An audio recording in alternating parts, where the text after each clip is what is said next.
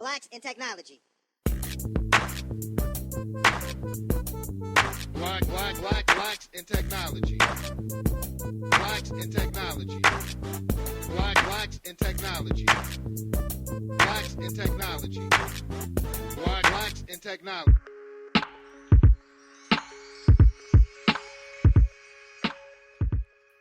Welcome, everyone, to the Blacks in Technology Tech Talk podcast, a show where we talk to Black people who are engineers, innovators, educators, inventors, change makers, and entrepreneurs doing amazing things in the world of technology. The Bit Tech Talk podcast is where they show how they are stomping the divide by sharing their stories, experiences, ideas, knowledge, and perspective on tech with the Black in technology community. On this week's episode, I'm proud to introduce you to our guest, Oladosu Teyibo. Welcome. Hi, how are you doing today? I am well. I'm so glad to have you on our Entrepreneurship podcast. I've heard great things about analog teams, and I just can't wait to dig in. So without further ado, can you tell us more about yourself and where you are from? Yeah, so I am born and raised in the U.S., but I'm Nigerian, and I also lived in Nigeria as a young man.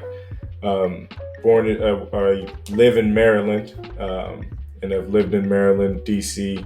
I've also traveled quite a bit, lived in Kenya, lived in Nigeria, as mentioned, and lived in Ghana as well. Very cool. And we share that. My dad's Nigerian. I'm curious, whereabouts in Nigeria when you lived there? So I grew up actually very far out of Lagos in Ogbomoso, which is Oyo State. But now my brother, who has a similar background to myself, lives in Lagos and is a cashew farmer. So most of the time I'm in Lagos, I am on the farm. Very cool. Very cool. Yes. So my dad's originally from Benin, but he eventually moved to River State, Port Harcourt. People make fun of me when I pronounce it that way, but hey.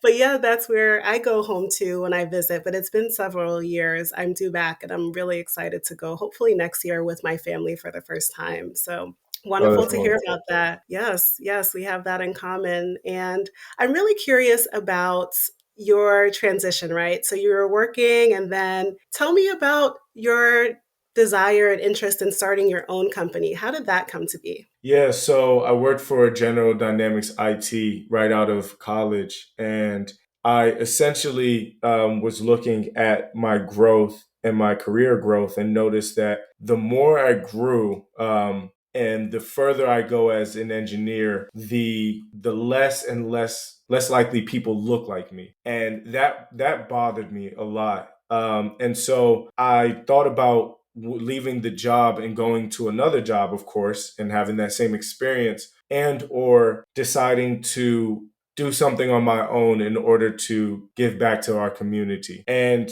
I took the latter. And the process was I actually sold computers first. That was my first entrance into doing business internationally. I sold customized computers that I would build myself and sell them in Nigeria, and made quite a bit of money in a short amount of time, and use that to then invest in other ventures.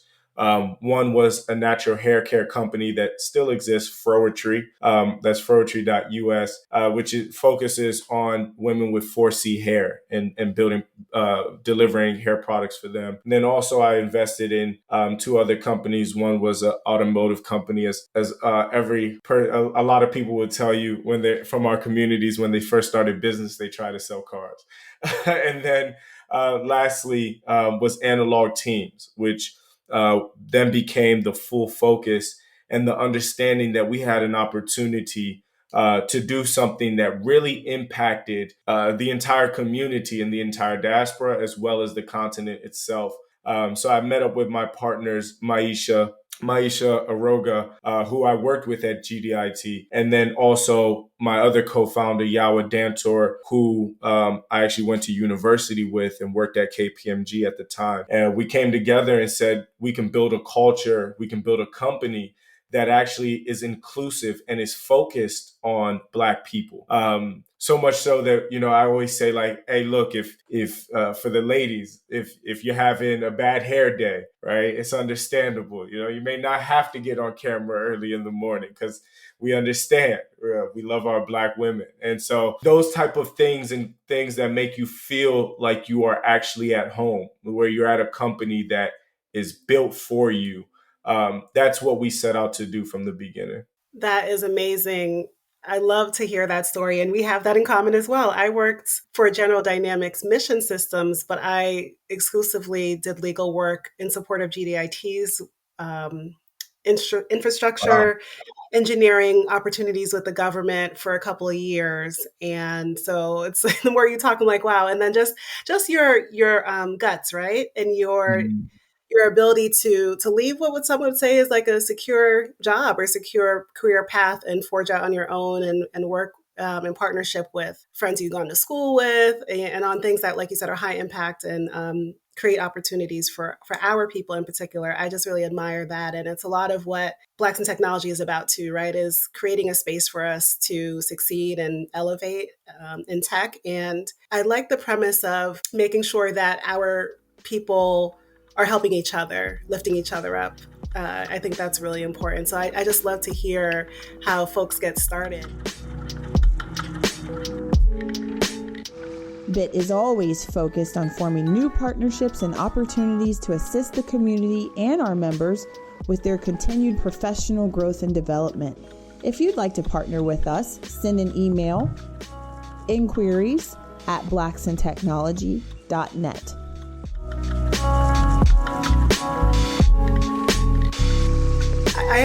I'm also curious about the naming. How did you come up with the name for Analog Teams? So funny enough, the initial name, when the idea just arose, came about, and we were thinking just of what it would be. We were still in ideation phase. I called it Afrotech, and later that year or a year after. No way.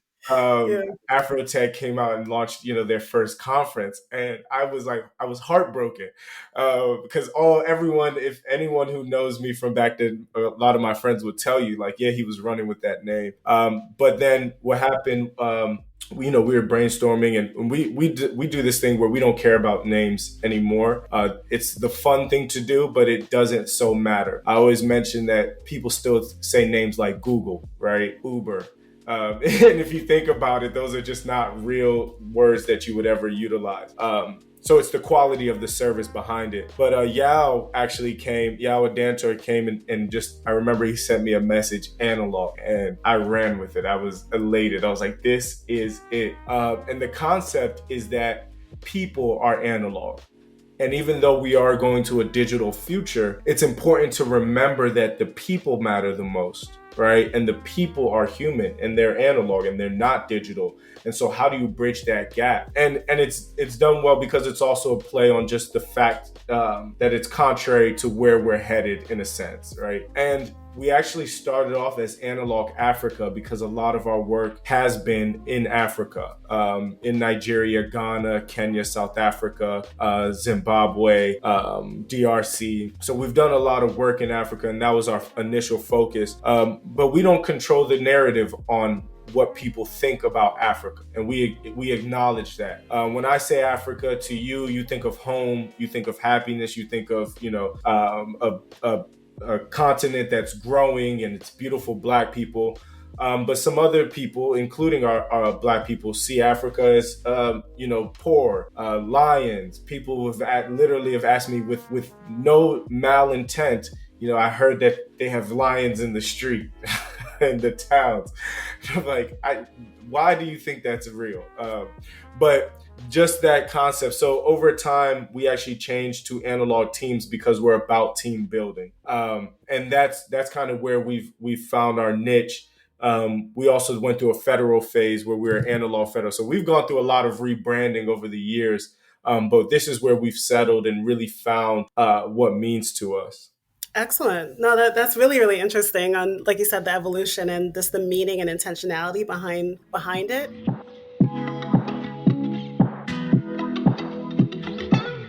Do you have a product or service that you would like to share with the BIT audience? Or maybe you'd like to support the BIT community and do your part in helping us with stomping the divide.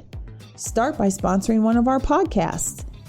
Please email us at contactus@blacksintechnology.net.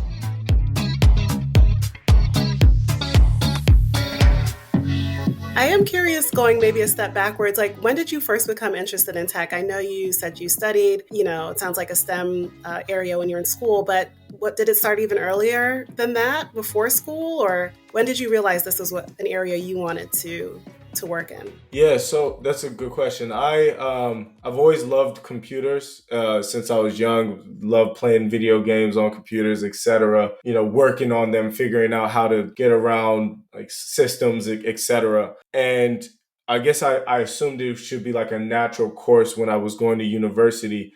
I figured, why wouldn't I do something that taught me more about computers? So initially, I was a computer engineer student. But it just didn't mash with the time because I also ran a D1 track at UMBC. So I switched to information systems, which was vastly different. But my focus was mainly on sports until I kind of got a notion of how important technology is and the way of the future. I started to put a lot of intentionality on that. And that's kind of what spurred me taking it to the next level instead of it just being a job, but being something that I embodied as a whole. Wow. Yeah, I was the same way. I was a gamer and I'd love to play solitaire, anything on the computer. And I wasn't sure how it would manifest itself. And at first I thought I was pre-med and I quickly realized that was not for me. I like to talk and argue, but I still love tech. And then eventually I found my way after law school into tech. But I love what you said about just kind of like leaving yourself open to discovery too. I think that's really important for some folks who are in tech or trying to get into tech.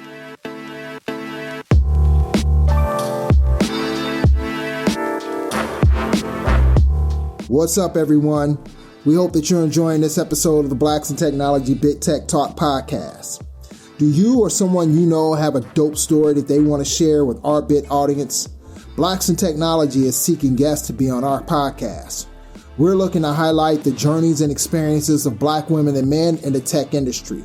So if you know of someone, send them our way. Shoot us an email to contact us at blacksintechnology.net or click on the link in the show notes and fill out our form. We're looking to hear from you.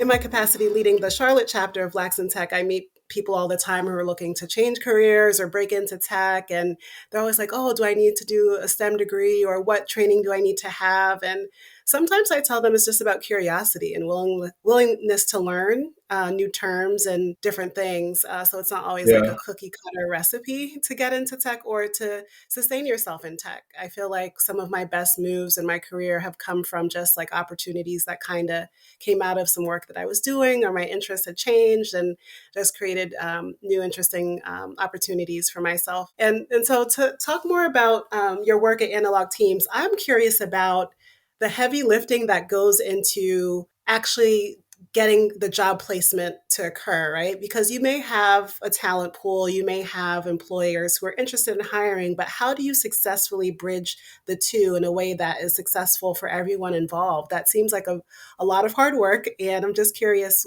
what your strategy has been in that area. Yeah, that's a great question. So for us, our whole focus is about being the best at what we do. That's why we lead with the fact that we're recruiters. It has nothing to do with like us being Black or whatever the case may be. We're just the best at what we do. And so when we're even looking to hire, we rarely get out or look for opportunities where they're only looking for diverse candidates, so they hire us to find diverse people. We care about you hiring Analog Teams to build your company. You want the best recruiters, you hire us, and we come and deliver. The fact of the matter is that you are working with Black individuals. So your company may not have that perspective to even know how to look for diverse candidates, how to get them into your pipeline. We already do, because our networks are like that, we are like that, etc. So naturally, when we have a job rep, we care most about who the best candidate for the position. We don't care what you look like, black man, white woman, Asian, black woman. It doesn't matter. We care about the right person. Naturally, we are able to identify and speak to adding candidates of color, black candidates in particular, because we know where to look. We already have a pipeline. We already have connections. And that is the value add of working with analog teams. But our intentionality is being the best recruiters that we can be, and ensuring that in all that we do, what you get from this black company is a high output, better than anything else you can get anywhere else. That solves all of the issues first, right? That opens your mind. And then when we've built a level of trust, we work with organizations, specifically hiring managers, to actually understand the mathematics behind hiring a diverse candidate in specific roles. Because you're looking for someone from Stanford or Berkeley, where I recently was talking that there's like 500 or 600 black students at Berkeley or something of the sort. So you want someone from there who's also worked at Amazon. So of this 500, 5 of them went to Amazon, right? And now you're basically saying, I need to find a diverse candidate that's a needle in the haystack, versus opening up your metrics and looking at Howard University and understanding that they have great students that are coming out of there, Morehouse, Spelman, etc., and being able to kind of change the way they even look at the way they are hiring. Because sometimes you just want someone who's going to come in here young and hungry, or old and mature, right? Tenured, experienced. And either way, we can bring that to you. Sometimes we just have to change your mind on what you're looking for. And that's really where we excel. High level of delivery. And then once we've built a level of trust, we're able to get you to see and think outside of the box. Awesome. Yeah, that's so critical to just having those conversations around the why for why us, and being comfortable in your leadership capacity to broker those conversations. Because sometimes I'll meet with recruiters and they just don't have the language, frankly. Yeah. And sometimes that's part of my role, is giving them some of the language to help them as they navigate conversations in their relationships to create these opportunities. And I'm curious too about your success rate with candidates from Africa in particular, because just putting my employment lawyer hat on, when I used to do that type of work, obviously, companies do have visa programs to sponsor and outsource candidates abroad. But did you find there are any obstacles to any of that, or how has recruiting specifically candidates from Africa, where we know there's a wealth of talent, how has that worked for you, getting them here or getting them new roles? Actually, most of our candidates that we hire are in the U.S.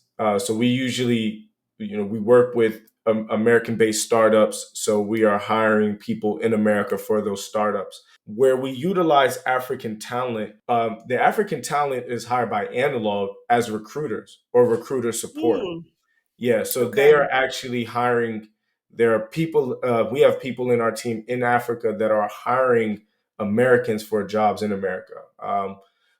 So that is a lot of our focus. We have done some staff augmentation.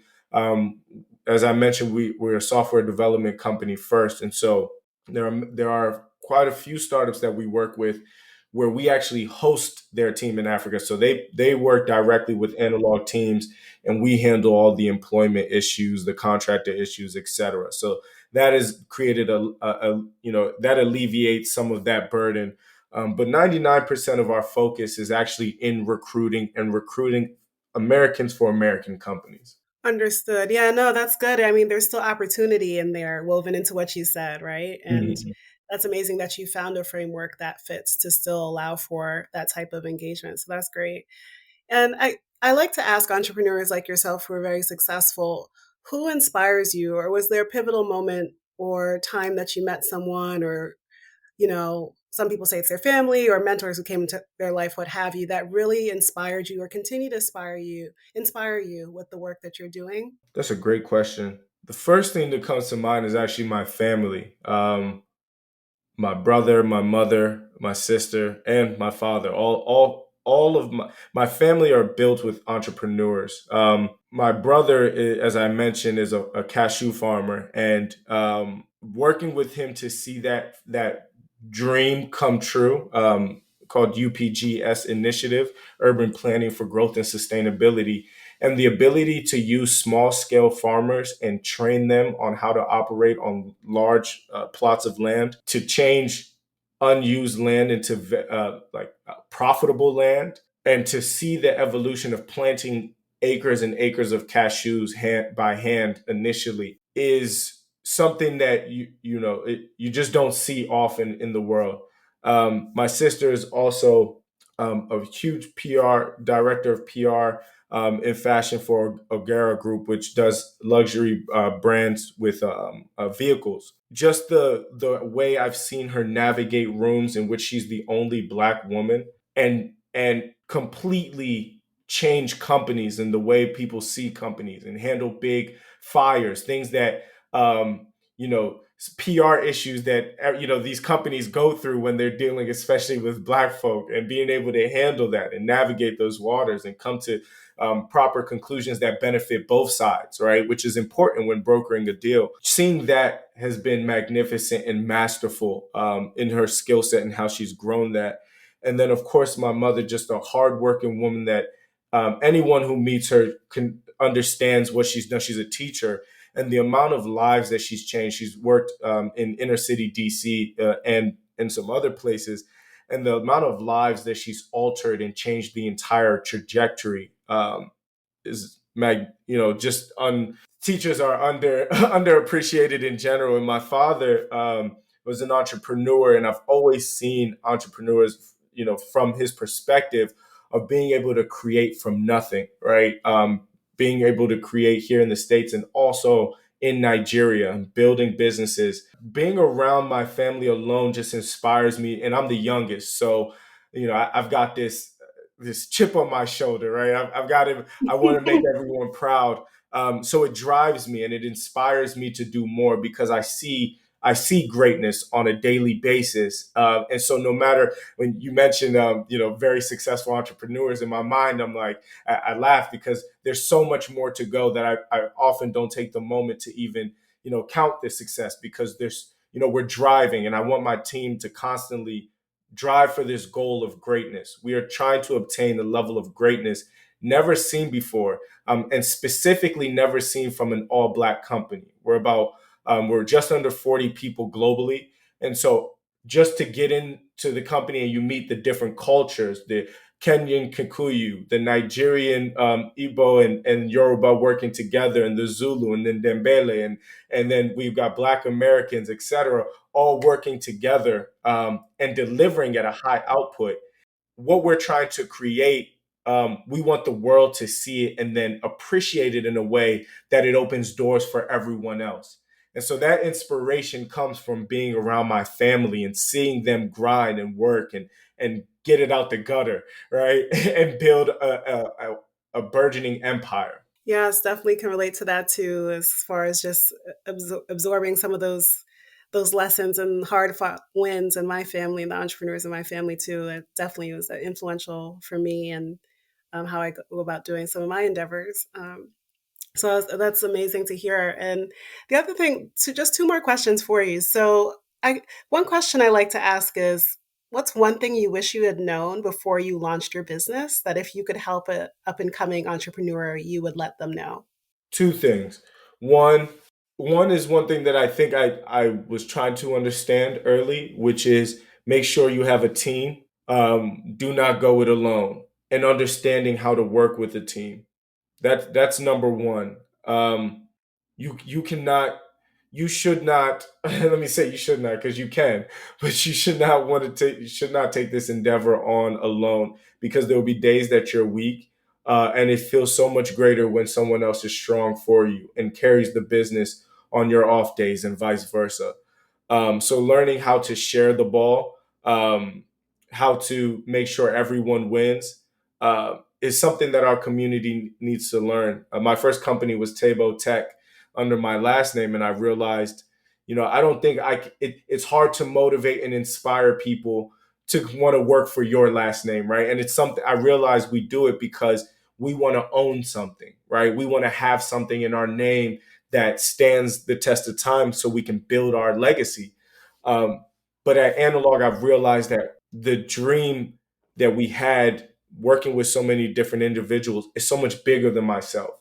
At this point, I'm just a cog in the wheel, the representation of all the wonderful things that my team is doing. So building a team, and if you can, go to another startup that does something in the realm of what you want to do and pick up some things. Be a big, no matter how much you make, be a big contributor, a large contributor in the company so you can sit at the high table and see the moves that they're making, because there's a lot to learn, and a lot of painful lessons.